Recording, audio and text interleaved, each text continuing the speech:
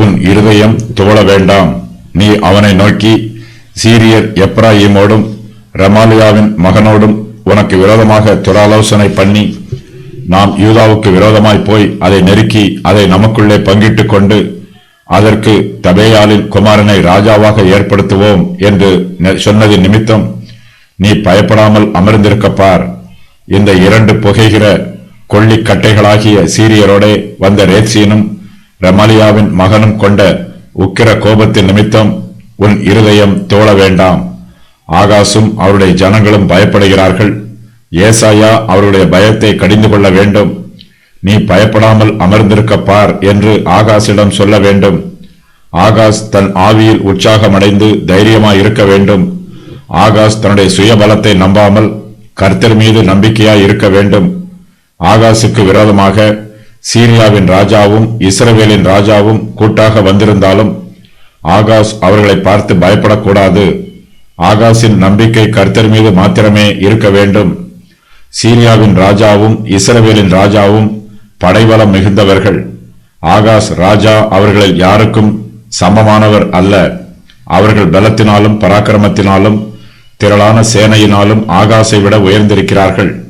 ஆனால் ஏசாயாவோ அவர்கள் இருவரையும் 2 புகையிற கொள்ளிக்கட்டைகள் என்று சொல்லுகிறார். அவர்கள் கோபமாய் இருக்கிறார்கள். கொள்ளிக்கட்டையைப் போல ஆர்ப்பரிக்கிறார்கள். அவர்கள் தனியான கொள்ளிக்கட்டை அல்ல, கூட்டிச் சேர்ந்திருக்கிற 2 கொள்ளிக்கட்டைகள். 2 கொள்ளிக்கட்டைகள் சேர்ந்தால் அக்கினி அதிகமாய் எரியும். அவர்கள் கொள்ளிக்கட்டைகளாய் இருந்தாலும் அவர்கள் இருவரும் புகைகிற கொள்ளிக்கட்டைகளாகவே இருக்கிறார்கள். அவர்கள் ஏற்கனவே எரிந்து முடிந்து விட்டார்கள். இப்போது அந்த கட்டையில் புகைதான் வருகிறது. எரிகிற சாரமெல்லாம் எரிந்து முடிந்து விட்டது. அவ்விரண்டு புகைகிற கொள்ளிக்கட்டைகளையும் ஆகாஸ் தன் கால்களால் மிதித்து அணைத்து போடலாம். சீரியாவின் ராஜாவும் இஸ்ரவேலின் ராஜாவும் எருசலேமின் மேல் யுத்தம் பண்ண வந்திருக்கிறார்கள். ஆனால் அவர்களால் எருசலேமை பிடிக்க முடியாது. அவர்கள் பலனற்றவர்களாய் இருக்கிறார்கள். இந்த யுத்தத்தில் அவர்கள் தோற்று போவார்கள். அவர்களால் எருசலேமுக்கு எந்த சேதமும் உண்டு பண்ண முடியாது. அவர்கள் எரிந்து முடிந்த புகைகிற கொள்ளிக்கட்டைகள். யூதா தேசத்தார் இஸ்ரவேல் தேசத்திற்கு விரோதமாகவோ சீரியா தேசத்திற்கு விரோதமாகவோ ஒரு தப்பிதமும் பண்ணவில்லை.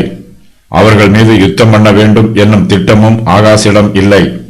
ஆனால் சீரியாவின் ராஜாவும் இஸ்ரவேலின் ராஜாவும் எந்த காரணமும் இல்லாமல் நாம் யூதாவுக்கு விரோதமாய் போய் அதை நெருக்கி அதை நமக்குள்ளே பங்கிட்டுக் கொள்வோம் என்று சொல்லுகிறார்கள். யூதா தேசத்தை இரண்டாக பிரித்து அதில் ஒரு பகுதியை சீரியாவின் ராஜாவும் மற்றொரு பகுதியை இஸ்ரவேலின் ராஜாவும் பங்கிட்டு எடுத்துக்கொள்ளலாம் என்று திட்டமிட்டிருக்கிறார்கள். எருசலேமின் மீது தாங்கள் பண்ணுகிற யுத்தத்தில் தங்களுக்கு நிச்சயம் ஜெயம் உண்டாகும் என்று தீர்மானமாய் இருக்கிறார்கள். எருசலேமை பிடித்து அதற்கு தபேயாலின் குமாரனை ராஜாவாக ஏற்படுத்துவோம் என்றும் தங்களுக்குள் திட்டமிட்டிருக்கிறார்கள். தபேயாலின் குமாரன் யார் என்பது தெரியவில்லை.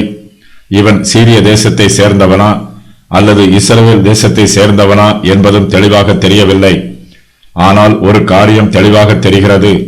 அவர்கள் யூதாவின் மீது யுத்தம் பண்ணி அதை ஜெயிப்பதற்கு முன்பாகவே யூதாவை தங்களுக்குள் பங்கிட்டுக் கொள்ளவும் யூதாவின் மீது தாங்கள் விரும்புகிற மனுஷனை ராஜாவாக நியமிக்கவும் திட்டமிட்டிருக்கிறார்கள்.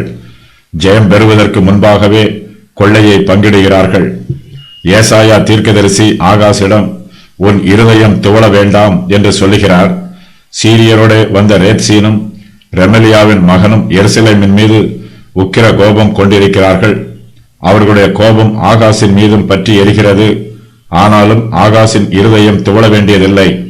ஏனெனில் அவர்களுடைய ஆலோசனை நிலை நிற்பதில்லை என்றும் அவர்கள் ஆலோசனையின்படி சம்பவிப்பதில்லை என்றும் கர்த்தர் தம்முடைய வார்த்தையை ஏசாயாவுக்கு வெளிப்படுத்துகிறார்.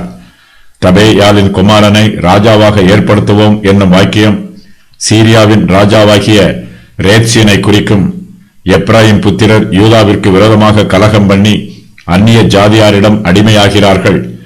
யூதாவின் சிம்மாசனத்தில் சீரியாவின் ராஜாவை அமர வைக்க வேண்டும் என்று திட்டமிடுகிறார்கள். நிறைவேறிய முன்னறிவிப்புகள். அந்த ஆலோசனை நிலை நிற்பதில்லை. அதன்படி சம்பவிப்பதும் இல்லை. இன்னும் 65 வருஷங்களிலே எப்ராயிம் ஒரு ஜனமாய் இராதபடிக்கு நொறுங்குண்டு போம். நீங்கள் விசுவாசியாவிட்டால் நிலை பெற மாட்டீர்கள். ஆகாசிற்கு கூறப்பட்ட கட்டளைகள், நீ பயப்படாமல் இரு, அமர்ந்திருக்க பார், உன் இருதயம் துவள வேண்டாம்.